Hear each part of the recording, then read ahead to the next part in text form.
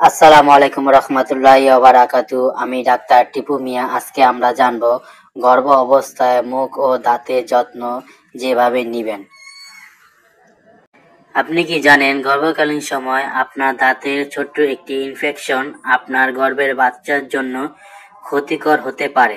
গর্ভকালীন সময় শারীরিক এবং মানসিক যত্নের পাশাপাশি আপনার দাঁতের যত্নও অনেক বেশি গুরুত্বপূর্ণ, কারণ দাঁতের ছোট্ট একটি ইনফেকশন আপনার পুরো শরীরে ছড়িয়ে যেতে পারে আর আপনার গর্ভের সন্তান আপনারই একটি অংশ।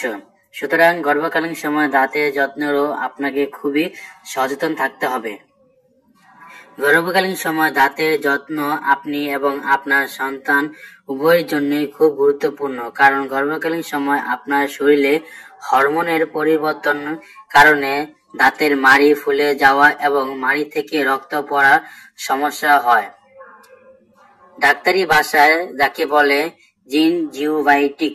এজন্য গর্ভকালীন সময় দাঁতের যত্নের ব্যাপারে একটু সচেতন থাকতে হবে।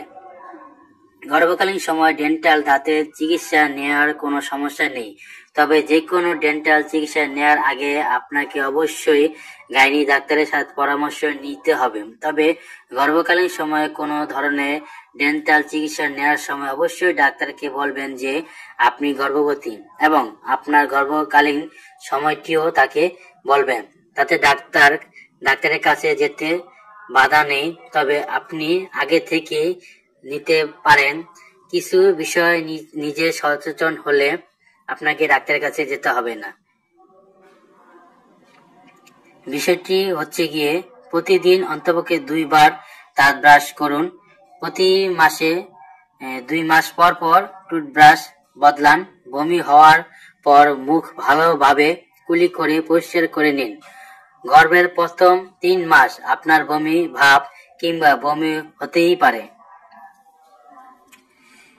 এখন জানবো খাবারের প্রতি একটু বিশেষ নজর দিতে হবে, যেমন অতিরিক্ত চিনি আছে এমন খাবার থেকে নিজেকে বিরত রাখবেন।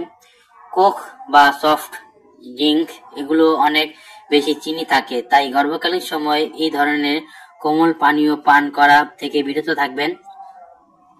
যথেষ্ট পরিমাণ ফল মূল দুধ এবং পানি পান করবেন।